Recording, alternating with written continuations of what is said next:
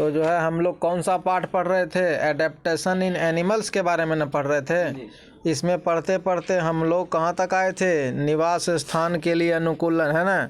उसमें मैदानी जंतु है, वृक्षीय जंतु है ना, वायवीय जंतु है, उसके बाद ठंडे क्षेत्रों के जंतु हैं, रेगिस्तानी जंतु हैं, है ना, फिर जलीय जंतु हैं। आज हम लोग किसके बारे में पढ़ेंगे? जल स्थलचरीय जंतु। किसके बारे में पढ़ेंगे? जल स्थलचरीय जंतु के बारे में पढ़ेंगे। जल स्थलचरीय जंतु में कौन है? व्हेल को लोग मछली, ये तो हो गया ना।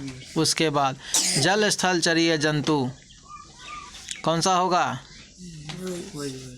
चलो, मेढक और टोड जल तथा स्थल दोनों पर रहते हैं। कहाँ रहते हैं? जल तथा स्थल दोनों पर। जब ये भूमि पर होते हैं फेफड़ों द्वारा सांस लेते हैं। कौन सी सांस लेते हैं? जब ये जल में होते हैं तब किससे सांस लेते हैं? अपनी त्वचा से। किससे लेते हैं? अपनी त्वचा से। कछुआ मगरमच्छ जैसे रेंगने वाले जंतु भी जल तथा स्थल दोनों में रह सकते हैं। कहाँ रह सकते हैं? कछुआ और मगरमच्छ दोनों। कोई दिक्कत भी? जल तथा स्थल दोनों पर। किंतु ये केवल फेफड़ों से सांस लेते हैं। किससे सांस लेते हैं? फेफड़ों से। कछुआ और मगरमच्छ किससे सांस लेते हैं? फेफड़ों से सांस लेते हैं। वे नाक को जल से बाहर निकाल कर श्वास लेते हैं। क्या करते हैं वो? जल से। तो जो है यहाँ पर 4 को दिया हुआ है, एक मेढक और टोड, है ना। मेढक टोड किससे सांस लेते हैं? फेफड़ों से भी लेते हैं जब ज़मीन पर रहते हैं, और जब पानी में कहाँ से लेते हैं? अपने चमड़ों से, तो अपने त्वचा से। कोई दिक्कत भी? और जो है कछुआ और मगरमच्छ किससे सांस लेते हैं? वो फेफड़ों से ही लेते हैं। किससे लेते हैं? फेफड़ों से ही लेते हैं दोनों जगह। चलो, कुछ पक्षी जैसे बत्तख, हंस आदि भी जल में तैरते हैं। कौन कौन है? बत्तख और हंस। ठीक है, आगे आइए। मेढक,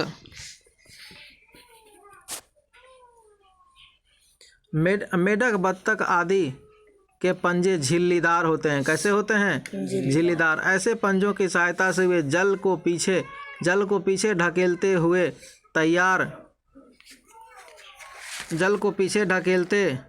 तैरते रहते हैं। क्या करते हैं? जल को पीछे ढकेल कर उसके बाद तैरते रहते हैं। कोई दिक्कत भी? कछुआ अपने फ्लिपर पैडल जैसे हाथ से पैरों को जल को पीछे ढकेलते हुए तैरते हैं। कछुआ क्या करते हैं? उसका फ्लिपर, उसका देखा है ना पैर कैसा रहता है, सो उससे वो फ्लिपर से वो जल को पीछे ढकेलते हैं, उसके बाद तैरते रहते हैं। आगे आ जाइए। वह अपने पैरों तथा पूंछ की सहायता से जल में तैरते हैं। किससे तैरते हैं? पैरों और पूंछ की सहायता से। अब आ जाओ शाकाहारी जंतु। जो जंतु केवल पौधों के विभिन्न भागों, पत्तियों, बीज, दाने, फल आदि को खाते हैं उन्हें शाकाहारी जंतु कहते हैं। क्या कहते हैं? शाकाहारी जंतु। जैसे गाय, भैंस, घोड़ा, हाथी, जिराफ, जेबरा आदि। कोई दिक्कत भी? इन्हें भोजन की खोज में दूर दूर तक जाना पड़ता है। किस चीज़ की खोज में? गाय, भैंस, घोड़ा, हाथी, जिराफ, जेबरा आदि ये लोग भोजन की खोज में दूर दूर तक जाते हैं। और मांसाहारी जंतुओं से अपनी रक्षा करनी पड़ती है। किससे रक्षा करनी पड़ती है? मांसाहारी जंतुओं से। अतः इनकी टांगें लंबी तथा मजबूत होती है। कैसी होती है? लंबी तथा मजबूत। ये अपनी पिछली टांगों पर खड़े हो सकते हैं। किस पर खड़े हो सकते हैं? पिछली टांगों पर। जिससे इनका मुंह वृक्षों की डालियों तक पहुंच सके। क्या होता है? इनका मुंह वृक्षों की डालियों तक पहुंच जाता है। जिराफ की लंबी गर्दन तथा हाथी की लंबी सूंड उन्हें ऊंचाई अथवा दूरी पर स्थित पत्तियों व डालियों को खाने या तोड़ने में सहायक होता है। क्या होता है? उनकी लंबी गर्दन। जिराफ की लंबी गर्दन। जिराफ तथा हाथी की लंबी सूंड क्या होता है कि वो लंबाई से जो है बड़े बड़े ऊंचे पेड़ों से वो क्या बोलता है, उनके पत्तों को तोड़ लेते हैं। कोई दिक्कत भी? इनके तेज काटने वाले दांत तथा मजबूत चबाने वाले दांत होते हैं। कैसे होते हैं? तेज या मजबूत चबाने वाले दांत। आगे आ जाओ। पक्षियों की चोंच भी इनके भोजन के अनुकूल हो गई है। पक्षियों की चोंच भी इनके भोजन के अनुकूल हो गई है। भूमि में दाने आदि चूकर खाने वाले पक्षियों की चोंच छोटी, नुकीली व कठोर होती है, जैसे गौरैया, मुर्गी, है ना। जो पक्षी छोटा छोटा दाना चुन के खाता है उसका चोंच कैसा कर दिया, छोटा चोंच कर दिया। कैसा चोंच कर दिया? सब जो है भगवान करवाए, सब प्राकृतिक न है, सब भगवान करते हैं, ठीक है। तो जो है उनके पक्षियों की चोंच कैसी होती है, छोटी, नुकीली व कठोर, ठीक है। उनमें एडेप्टेशन आ गया है, ठीक है। चलो मांसाहारी जंतु, ऐसे जंतुओं को जो दूसरे जंतुओं का मांस खाते हैं मांसाहारी जंतु कहते हैं।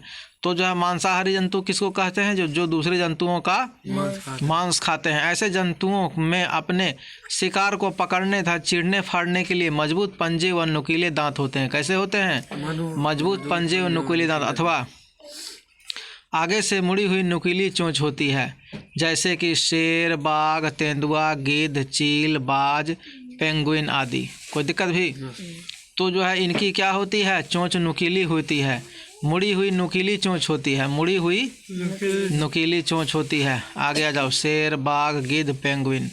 अब आगे आ जाओ, पक्षियों को देखने की क्षमता बहुत अधिक होती है। ये बहुत ऊंचाई से भी भूमि पर अपने शिकार को देख लेते हैं। पक्षी जो है वो बहुत ऊंचाई से भी अपने क्या बोलता है, शिकार को भूमि पर देख लेते हैं। पेंगुइन पक्षी अंटार्कटिका दक्षिणी ध्रुव के चारों ओर के क्षेत्र में रहते हैं। ये लगभग 1 मीटर ऊंची होती है। कैसी ऊंची होती, कितनी ऊंची होती है? 1 मीटर ऊंची। ये उड़ नहीं सकती है। कैसी होती है? ये जो है बिल्कुल भी उड़ नहीं सकती है। कौन? पेंगुइन पक्षी। कौन नहीं उड़ सकती है? पेंगुइन पक्षी बिल्कुल भी नहीं उड़ सकती है, किंतु अपने छोटे मजबूत पंखों द्वारा तैरती है। किससे तैरती है? छोटे मजबूत पंखों द्वारा। ये वहाँ के ठंडे समुद्र में डुबकी लगाती और मछली पकड़ती है। पेंगुइन क्या करती है? मछली भी पकड़ती है और जो है तुमको वहाँ पर समुद्र में तैरती भी है। कोई दिक्कत भी? चलो अब इतना ही ना है, इसको ख़त्म ही कर देते हैं। आ जाओ, जो जंतु पौधे और जंतु दोनों खाते हैं उन्हें सर्वाहारी जंतु कहते हैं। तो सर्वाहारी जंतु किसे कहते हैं? जो पौधे और जंतु दोनों खाते हैं उन्हें सर्वाहारी जंतु कहते हैं। जैसे भालू और कौवा, भालू, कौवा, तिलचट्टा आदि। कोई दिक्कत भी? भालू के शाकाहारी की भांति तेज काटने वाले तथा मांसाहारी की भांति नुकीले चीरने वाले दोनों प्रकार के दांत होते हैं। तो भालू को कैसे दांत होते हैं? पहला तो तेज काटने वाले और दूसरा मांसाहारी दांत की भांति नुकीले दांत भी होते हैं। नुकीले दांत भी, चीरने वाले और काटने वाले दोनों दांत होते हैं। कोई दिक्कत भी? चीरने वाले और काटने वाले किसको? भालू को। किसको होते हैं? भालू को। आगे आइए, परजीवी जंतु। कुछ जंतु दूसरे जंतुओं के शरीर पर या शरीर के भीतर रहकर अपना भोजन प्राप्त करते हैं। क्या करते हैं? तो जो है तुम परजीवी जंतुओं के बारे में पता करो। इनका क्या लिखा हुआ? इन परजीवी, इन्हें परजीवी कहते हैं। तो परजीवी किसे कहते हैं? जो जंतु दूसरे जंतुओं के शरीर पर या शरीर के भीतर रहकर अपना भोजन प्राप्त करते हैं। दूसरे जंतु से भोजन या रक्त चूसने के लिए इनके मुंह में चूसक सकर्स होते हैं। जैसे मच्छर क्या होता है? इनको शकर होता है, चूसक होता है।